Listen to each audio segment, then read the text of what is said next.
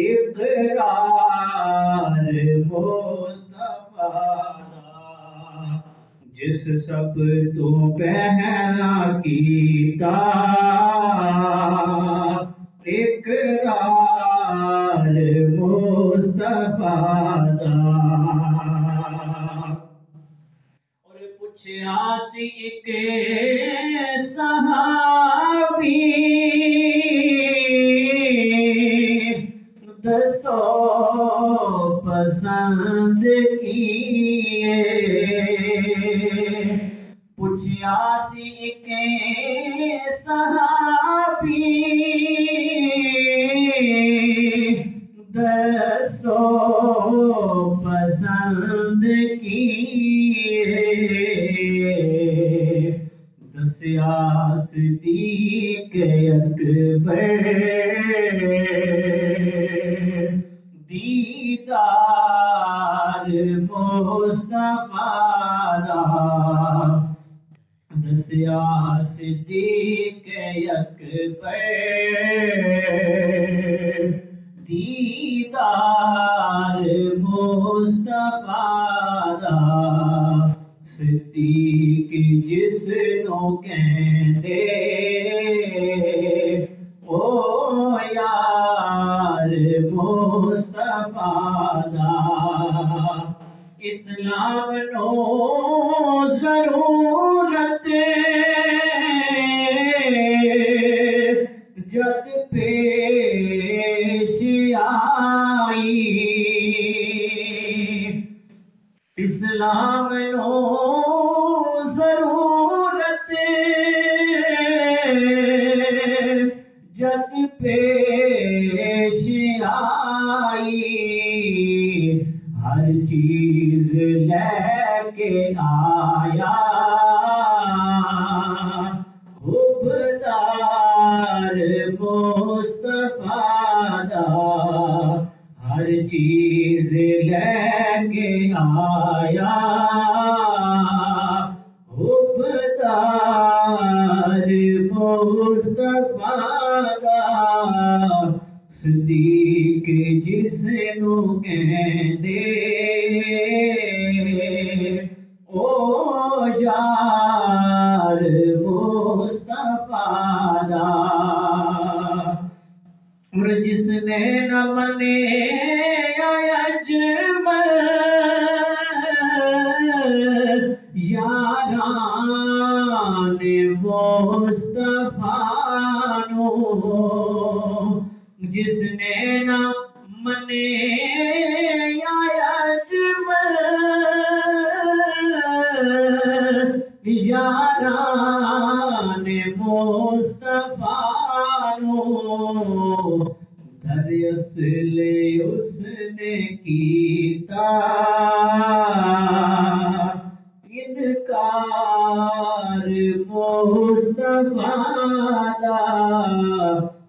در اصل اس نے کیتا انکار مصطفیٰ صدیق جس نو کہندے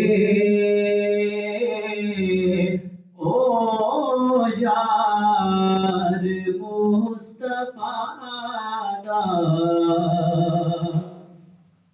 اللہ وحدہ لا شریک جل جلالہ وعم نوالہ وعظم شانہ واتم برہانہ وجل ذکرہ وعز اسمہ کی حمد و ثنا حضور احمد مجتبیٰ حضرت محمد مصطفیٰ صلی اللہ علیہ وآلہ وصحابہ وبارکہ وسلم کے دربار گوہربار میں ہدیہ درود و سلام عرض کرنے کے بعد محتشم سامعین حضرات، خالق کائنات مالک شرش جہاد کا فضل اور اس کی توفیق خاص سے آج جمعۃ المبارک کے عظیم ساعتوں میں اور آپ رب کے پاکیزہ گھر میں موجود ہیں۔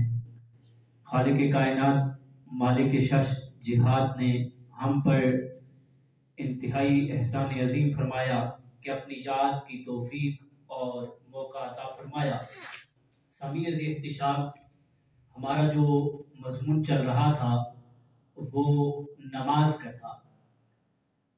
یاد رکھیے، نماز بندے اور رب کے درمیان ایک ملاقات ہے۔ نماز بندہ جب پڑھتا ہے تو نماز کے ذریعے سے انسان انسانیت اور اس کے کمالات تک پہنچ جاتا ہے۔ نماز گویا کہ انسان کی انسانیت اور اس کے کمالات کا زینہ ہے۔ اور نماز جو ہے اس وجہ سے دن میں 5 مرتبہ انسان جو ہے اس کی جو احساس ہے اس کی تازگی کا سبب جو ہے وہ نماز ہے۔ اور نماز دنیا میں مومن بندے کے سینے کا نور ہے۔ اور یہی نہیں کہ نماز دنیا میں مومن کے سینے کا نور ہے، بلکہ عقبہ میں فردوس کے بالا خانوں کی چاندنی بھی نماز ہے۔ اور نماز پڑھنے کی وجہ سے نماز جہنم سے چھٹکارے اور جنت کی مہمانی کی دلیل ہے۔ اور اللہ تعالی کا فضل اور احسان ہے کہ جس نے ہمیں دولت ایمان سے مالا مال کیا ہے، ہمیں اپنی ذات پر ایمان اور اپنے پیارے حبیب رحمت عالم نور مجسم شفیع معظم صلی اللہ علیہ وآلہ وسلم پر ایمان کی عظمتوں سے ہمیں مالا مال فرمایا، اور دن میں 5 مرتبہ اپنے ساتھ ملاقات کا وقت عطا فرمایا ہے۔ او سبحان اللہ، یہ اس کا کرم ہے، یہ فضل ہے اللہ عز و جل کا اس امت پر کہ اس نے یہ فرائض ہمیں عطا کیے کہ یہ وہ فرائض ہیں نماز کے، یہ وہ یعنی 5 وقت کی ملاقات کا جو ٹائم رب نے ہمیں دیا، یہ جو نماز ہم پہ فرض کی ہے رب نے، یہ گزشتہ انبیاء جو تھے ان کو یہ دیے گئے۔ اور امت کو، اس امت پر رب کا اتنا احسان ہے، اتنا کرم ہے مالک کا کہ اس امت کو جو نوافل عطا فرمائے تھے رب نے، وہ بھی پہلے انبیاء کو عطا فرمائے تھے، پہلے انبیاء کو عطا کیے تھے۔ اس امت پہ احسان کیا کہ جو کچھ پہلے نبیوں کو عطا کیا وہ اس امت کو بھی رب نے عطا کیا ہے۔ اور اس امت کو اپنے ساتھ ملاقات کا ٹائم بھی وہ دیا ہے۔ نماز جن وقتوں میں ہوتی ہے یہ وہ وقت ہیں کہ جب بندے اور رب کے درمیان ملاقات کا ایک وقت ہے کہ بندہ رب کے ہاں ملاقات کرتا ہے، شرف بخشتا ہے رب اسے کہ رب اپنے بندے کو اپنی ملاقات کا شرف دیتا ہے۔ اور یہ وہ وقت ہے کہ جو گزشتہ نبیوں کو رب نے عطا فرمایا تھا۔ یہ کتنا احسان عظیم ہے۔ اللہ عز و جل نے رسول کریم صلی اللہ تعالی علیہ وآلہ وصحبہ وبارکہ وسلم کے ساتھ نسبت کے اعزاز کے طور پر ہم پہ کرم فرمایا ہے اور فضل کیا کہ اپنی ملاقات کا جامع وقت معین فرما دیا ہے۔ اگر انسان بے غبار روحانیت رکھتا ہے اور سلیم العقل ہے اور اس کے باطن کا ذوق بیدار ہے تو وہ یقیناً اس لذت کو محسوس کرتا ہے اپنے سینے کے اندر۔ بندہ محسوس کرتا ہے کہ رب کی یہ جو ملاقات ہے اس ذوق کو بیدار رکھ کے تو بندہ یقیناً اپنے قلب میں اس لذت کو، اس چاشنی کو محسوس کرتا ہے۔ اور جب بندہ وضو فرما رہا ہوتا ہے اور وضو کر کے پھر کپڑے پاک پہن کر پھر قبلہ کی طرف رخ کر کے بندہ رب کے ہاں کھڑا ہوتا ہے اور تکبیر تحریمہ کہہ رہا ہوتا ہے تو یہ اس کی اور اس کے رب سے ملاقات کا وقت شروع ہو جاتا ہے۔ کتنا احسان ہے آپ کو جس وقت ہاتھ باندھے قیام کر رہا ہے اور پھر کچھ دیر کے بعد جھک گیا اس کے آگے اس نے اپنا سر بھی زمین پر رکھ دیا ہے، تو گویا ایمان بالغیب کا حامل یہ مومن اس بات کو جس وقت محسوس کرتا ہے کہ میں کسی اور ذات کے سامنے ہاتھ باندھ کے نہیں کھڑا، میں تو اپنے رب کے ہاں کھڑا ہوں ہاتھ باندھ کے، اور میں رب کے لیے جھک رہا ہوں اور میں رب کو سجدہ کر رہا ہوں، تو یقیناً ایسی چاشنی اسے اپنے قلب کے اندر میسر ہوتی ہے کہ جس کو بندہ لفظوں میں بیان بھی نہیں کر سکتا۔ اللہ اکبر کبیرہ، یہاں تک کہ حالت سجدہ کو حدیث پاک میں میرے حبیب کریم صلی اللہ تعالی علیہ وسلم نے یوں فرمایا ہے، یوں کہا گیا حدیث میں کہ گویا اللہ کے قدموں میں بندہ سجدہ کر رہا ہے۔ اب یہ قدمین شریفین جو رب کے ہاں بات ہوئی ہے، تو جس طرح ہم دست اقدس کو کہتے ہیں کہ جیسا اس کی شان کے لائق ہے، ایسا ہی قدموں کی جب بات آئی تو وہ جسم اور جسمانیات سے پاک ذات ہے، جیسا اس کی شان کے لائق ہے بندہ اس کے ہاں حاضر ہوتا ہے۔ یہ بات یاد رکھیے کہ جب بندہ رب کے ہاں پیش نظر ہوتا ہے اور بندہ اپنی پیشانی زمین پہ رکھ دیتا ہے، تو گویا ایمان بالغیب کو وہ عملاً ثابت کر رہا ہے کہ میں رب پہ ایمان لایا، حکم ہوا مجھے نماز کا تو رب کی بارگاہ میں کھڑا ہو گیا ہوں، میں رب کے ہاں کھڑا ہو گیا ہوں۔ یہ لذت محسوس کرتا ہے بندہ، اللہ تعالیٰ نے یہ بندہ محسوس کرتا ہے کہ مجھے اپنے دربار کی حاضری کا شرف نصیب فرمایا ہے۔ سبحان اللہ، یہ بڑی خوبصورت بات ہے، اور اس سلسلے میں قرآن مجید فرقان حمید برہان رشید میں بڑی خوبصورت بات ہے۔ قرآن کہتا ہے فسبح بحمد ربک، تم اپنے رب کی پاکی کو بیان کرو، تم اپنے رب کی پاکی کو بیان کرو، اور پھر آگے رب تعالیٰ فرماتا ہے وَكُن مِنَ السَّاجِدِينَ، اور سجدہ کرنے والوں میں شمار ہو جاؤ، سجدہ کرنے والوں میں شمار رہو۔ وَاعْبُدْ رَبَّكَ حَتَّى يَأْتِيَكَ الْيَقِينُ، اور اپنے رب کی عبادت کرو یہاں تک کہ تمہیں موت آ جائے۔ یعنی عبادت اور سجدے کی جو کیفیت تمہیں میسر ہے، اس میں کوئی انقطاع نہ ہو، اس میں وقفہ نہ ہو، بس رب کی بارگاہ سے تمہیں پکارا جائے تو تم فوراً رب کے ہاں حاضر ہو جاؤ، اس کے اندر دوام ہو، ہمیشگی پائی جائے، ہمیشہ جب بھی تمہیں رب کے ہاں حی علی الصلاۃ حی علی الفلاح کی صدا تمہارے کانوں میں پڑے، تم جدھر بھی ہو رب کی بارگاہ میں حاضر ہو جاؤ۔ اور یہ رب کے ہاں یعنی کتنی خوبصورت بات ہے کہ بندہ جو ہے وہ یعنی ہر وقت فرمایا تم اپنے رب کی پاکی کو بیان کرو، سجدہ کرنے والوں میں شمار رہو، اور اپنے رب کی عبادت کرو یہاں تک کہ تمہیں موت آ جائے۔ یعنی بندے کو جب تک موت آتی ہے وہ رب کی بارگاہ کی حاضریاں دیتا رہے، کسی دیش میں بھی ہو، کسی محلے میں بھی ہو، کسی گاؤں میں ہو، کسی شہر میں ہو، کسی قریے میں ہو، وقت کوئی بھی ہو، جب وہ مخصوص وقت آ جائے مسجد کے میناروں سے حی علی الصلاۃ حی علی الفلاح کی صدا بلند ہو، تو بندہ مومن کا پہلا وصف یہ ہے کہ وہ سارے کام چھوڑ کے رب کی بارگاہ میں حاضری نصیب کرے، رب کی بارگاہ میں آ جائے، رب کے ہاں جھک جائے۔ اور سید عالم نور مجسم شفیع معظم صلی اللہ تعالی علیہ وآلہ واصحابہ وبارک وسلم نے اس بات کو بیان کیا ہے۔ میرے محبوب کریم سنن ترمذی شریف کی حدیث ہے، میرے محبوب فرماتے ہیں اذا مررتم بریاض الجنہ، کہ اے میرے صحابیوں جب تم جنت کے باغوں میں سے گزرو تو فرتعو، ان میں سے کچھ چر لیا کرو۔ یا سبحان اللہ، میرے محبوب فرماتے ہیں کہ اے میرے صحابیوں جب تم جنت کے باغوں میں سے گزرو تو کچھ نہ کچھ چر لیا کرو۔ اب صحابہ قل تو یا رسول اللہ، صحابہ فرماتے ہیں ہم نے کہا یا رسول اللہ صلی اللہ تعالی علیہ وسلم وما ریاض الجنہ، یہ جنت کے باغ کیا ہیں؟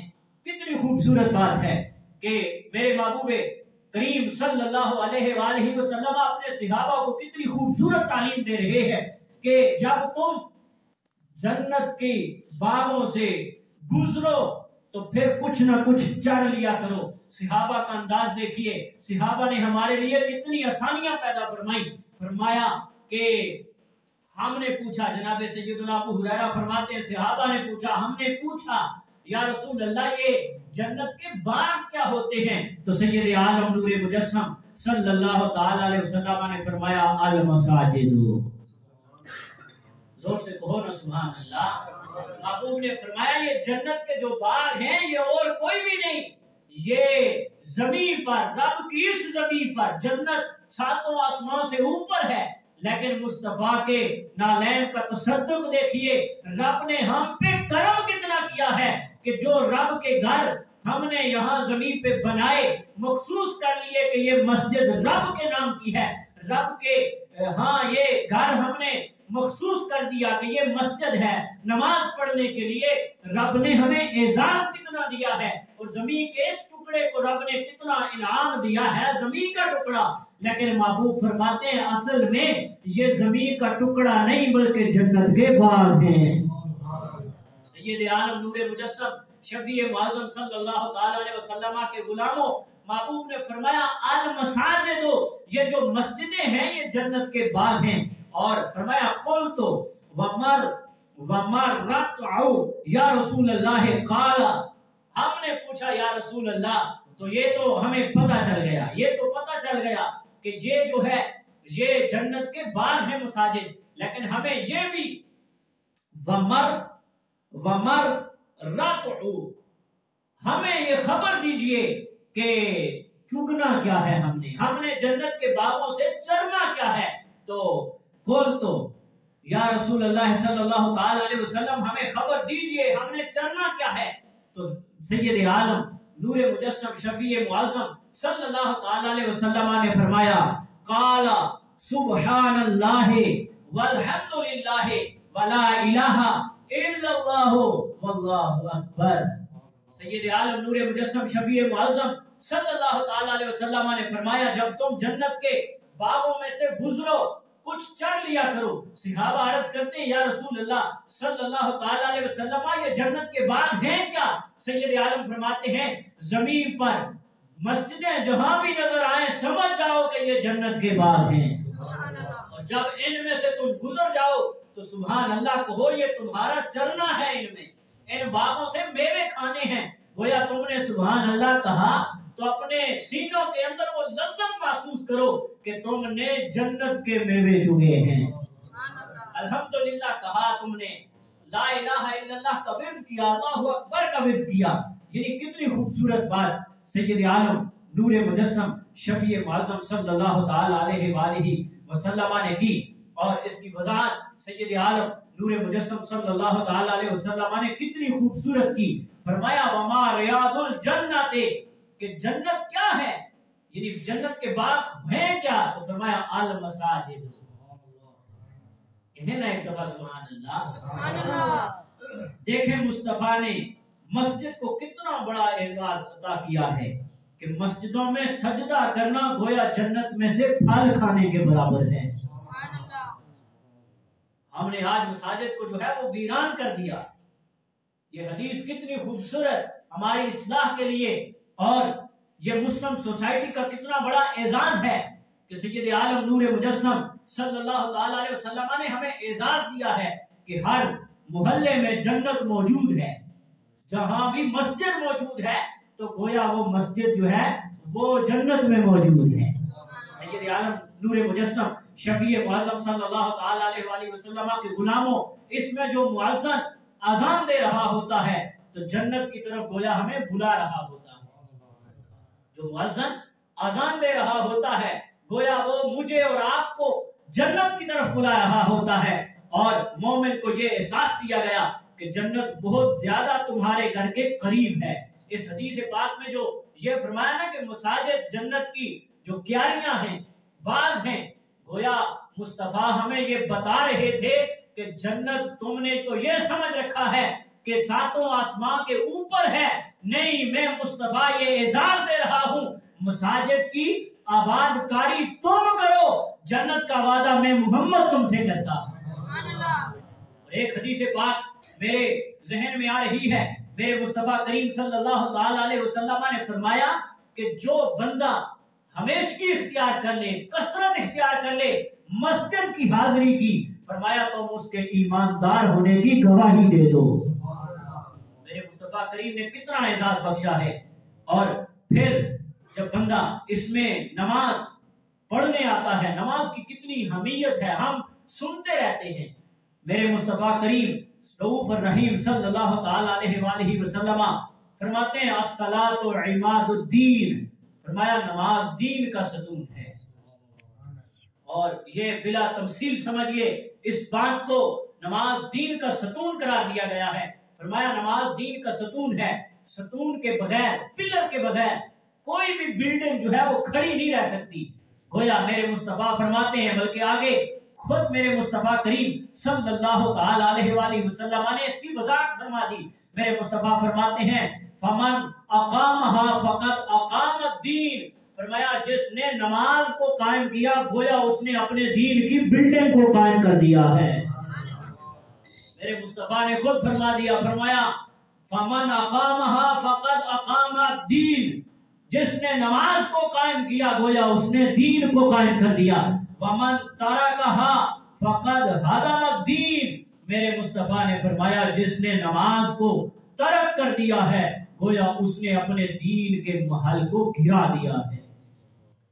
یعنی ہم کتنے بھولے بیٹھے ہیں، نماز سے کتنے دور ہیں۔ میرے مصطفیٰ کریم صلی اللہ تعالی علیہ وآلہ وصحبہ وبارک وسلم کے غلاموں، نماز کی کتنی بڑی اہمیت ہے اس حدیث سے ہمیں سمجھنا چاہیے کہ جو سید عالم نور مجسم شفیع معظم صلی اللہ تعالی علیہ وآلہ وسلم نے کتنے خوبصورت پیرائے میں ہمیں ذکر کی ہے۔ فرمایا جس نے دین پر چلنا ہے تو دین کا پہلا جو پلر ہے وہ نماز ہے۔ جس نے نماز کو قائم کر دیا گویا اس نے اپنے دین کی بلڈنگ کو مضبوط کر دیا ہے۔ اور جس نے نماز میں ہمیشگی اختیار نہیں کی، جس نے نماز کو اہمیت نہیں دی گویا اس نے اپنے دین کی بلڈنگ کو گرا دیا ہے۔ تو اس سے پتہ چلتا ہے کہ انسان جس کو ہر وقت دین کی ضرورت ہے، انسان کا چلنا یہ بھی دین کے مطابق ہونا چاہیے، تب بندہ کامیاب ہوگا۔ انسان کا اٹھنا یہ بھی دین کے مطابق ہوگا تو بندہ کامیاب ہوگا۔ انسان کا بیٹھنا یہ بھی دین کے مطابق ہوگا تو انسان کامیاب ہوگا۔ انسان کا رہن سہن یہ دین کے ساتھ جڑا ہے، دین کی ضرورت ہے، اور وہ دین پر ہوتے ہوئے دنیا سے جانا چاہتا ہے۔ ہر بندے کی یہ خواہش ہوتی ہے کہ جب میں دنیا سے جاؤں تو دیندار ہو کے جاؤں، میرے ساتھ میرا دین جائے۔ اس کا دین اور ایمان باقی تب رہے گا جب وہ نماز کا پابند رہے گا۔ اس حدیث کا مفہوم سمجھئے، فرمایا جو نماز کے ساتھ اپنا تعلق مضبوط رکھے گا، اگر اس نے نماز کو ترک کر دیا تو خود اس نے اپنے دین کے محل کو گرانے کے لیے خود سازش کی ہے، اپنا دین اس نے خود تباہ و برباد کر دیا ہے۔ رسول اکرم نور مجسم صلی اللہ تعالی علیہ وسلم یہ واضح کرنا چاہتے ہیں کہ ہر مومن کو جب اپنا دین پسند ہے اور وہ چاہتا ہے کہ میں دیندار بن جاؤں اور دین پر قائم رہتے ہوئے میری روح نکلے، تو اس کے لیے نسخہ یہ ہے کہ وہ ہمیشہ نمازی بن کر رہے، سردی ہو گرمی ہو کچھ بھی ہو، بارش ہو، جو کچھ بھی ہو بندے کو نمازی بننا چاہیے۔ اور اگر وہ چاہتا ہے اس کے دین کی بلڈنگ باقی رہے تو نماز پہ اسے ہمیشہ اختیار کرنی پڑے گی۔ نماز جب روح نکل رہی ہو تو ایک نماز پڑھ چکا ہو اور دوسری نماز کی طرف پڑھ رہا ہو، یہ نماز کی کیفیت میں ہو یا نماز کے انتظار میں ہو، ایسے میں اس کی روح پرواز کرے گی تو اللہ تعالیٰ اس کو اس انداز کی موت عطا فرمائے گا کہ کامل دین کی شکل میں وہ دنیا سے رخصت ہو رہا ہے۔ سید عالم نور مجسم شفیع معظم صلی اللہ تعالی علیہ وآلہ وصحبہ وبارک وسلم کے غلاموں، میں بڑی خوبصورت روایت آپ کی سماعتوں کی نظر کر رہا ہوں۔ سید عالم نور مجسم شفیع معظم قائد المرسلین صلی اللہ تعالی علیہ وآلہ وسلم ایک اور مقام پر ارشاد فرماتے ہیں، فرمایا لا دین لمن لا صلاۃ لہ، میرے محبوب کریم فرماتے ہیں جس بندے کی نماز نہیں، میرے محبوب فرماتے ہیں جس بندے کی نماز نہیں اس کا دین نہیں ہے۔ غور کیجئے، میں اپنے گریبان میں جھانک کے دیکھوں، آپ اپنے گریبان میں دیکھیں کہ ہم آج یعنی مسلم سوسائٹی ہماری جو معاشرہ ہے اس میں ہم دیکھیں کہ ہماری مساجد کا کیا حال ہے. یعنی مسجدیں ویران پڑی ہیں، نمازی نہیں. مسجدیں مسیحا ہاں ہیں کہ نمازی نہ رہے، یعنی وہ صاحب اوصاف حجازی نہ رہے. اقبال تڑپ کے کہتا ہے یوں تو مسلم، یعنی یوں تو مرزا بھی ہو، افغان بھی ہو، سید بھی ہو، سبھی کچھ ہو، بتاؤ تو مسلمان بھی ہو. میرے محبوب کریم صلی اللہ تعالی علیہ وسلم فرماتے ہیں لا دینا، نہیں ہے اس کا دین. یعنی غور کیجئے، میں کہتا ہوں میں بھی دیندار ہوں، آپ کہتے ہیں ہم بھی دیندار ہیں، لیکن اپنے گریبانوں کے اندر جھانک کے تو دیکھیں. مصطفیٰ کے فرامین کے مطابق ہم یعنی اپنی زندگیوں کو پرکھیں تو صحیح کہ ہم آج جو ہے وہ کس سمجھ جا رہے ہیں. مسجد حی علی الصلاۃ کی آواز آتی ہے، حی علی الفلاح کی آواز آتی ہے، ہم اپنے کاموں کو نہیں چھوڑتے، ہم مسجد کا رخ نہیں کرتے، ہم نمازیں نہیں پڑھتے، نمازیں ترک کر رہے ہیں. تو سید عالم نور مجسم شفیع معظم صلی اللہ تعالی علیہ وسلم فرماتے ہیں لا دین لمن لا صلاۃ لہ. فرمایا جو جس بندے کی نماز نہیں، جو نماز نہیں پڑھتا تو گویا وہ دین نہیں، اس میں کوئی دین نہیں ہے. اور سید عالم فرماتے ہیں کہ انما موضع صلاۃ من الدین کا موضع الراس من الجسد او کما قال علیہ السلام. فرمایا جس طرح جسم میں سر کا مقام ہے ایسے ہی دین میں نماز کا مقام ہے. یعنی پورے جسم میں انسان کا پورا جسم ہو لیکن اس کے ساتھ ایک سر ہی موجود نہ ہو تو وہ جسم کیسا لگے گا؟ کسی کام کا نہیں کہ جس جسم کے اوپر